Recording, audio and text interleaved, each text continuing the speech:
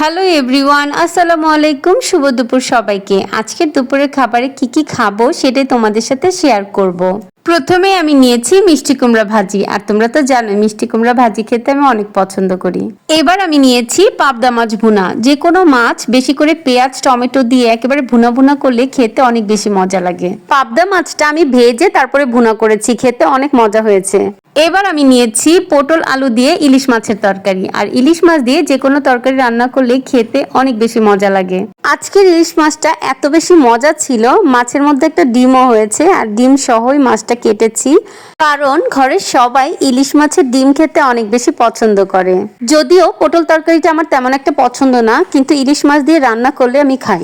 এবার সবশেষে নিয়েছি জলপাইয়ের ডাল। ডালের সাথে ইলিশ মাছের ডিম আমি একেবারে ভেঙে নিয়েছি, খেতে অনেক মজা লাগছে। আলহামদুলিল্লাহ, এই ছিল আমার আজকের দুপুরের খাবার। ভালো থাকবেন সবাই, আল্লাহ হাফেজ।